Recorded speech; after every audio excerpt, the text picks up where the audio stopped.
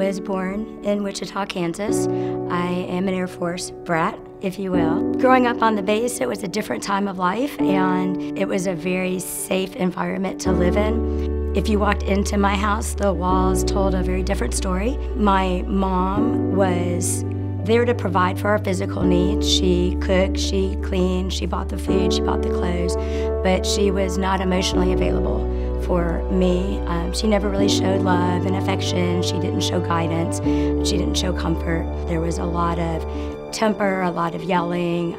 My dad would break things when he got angry. I was definitely a daddy's girl growing up, and my dad did invest time and attention with me. He played games with me, we walked, we would go to his office. But in my middle school years, he's also the man that molested me over a period of years, and I have a very confusing relationship with him. I came out of childhood basically learning that love is conditional. You have to earn it. I'm not worthy just for being who I am, and that I can't trust anybody completely, and that I'm only safe if I am in control of my circumstances. My first semester in college at Auburn and my now husband Craig's last semester, we met, and like I said, trust is an issue for me, and I don't open up very easily around people. I'm very introverted. I would go with him to church at Auburn because he would just invite me to come with his family. We got married in that church, and I still didn't really understand what I was hearing, but because I was married to a Christian man who needed to be in a church home, I was willing to go with him. And for a long time, it was more, I'm doing this for him.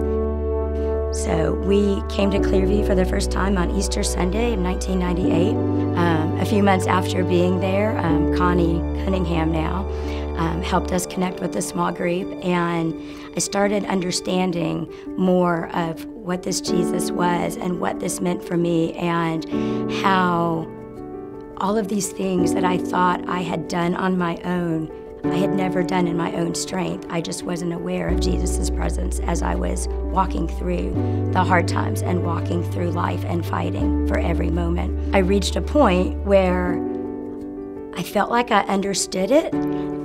I was stuck at the simple step of you just pray and ask Jesus in.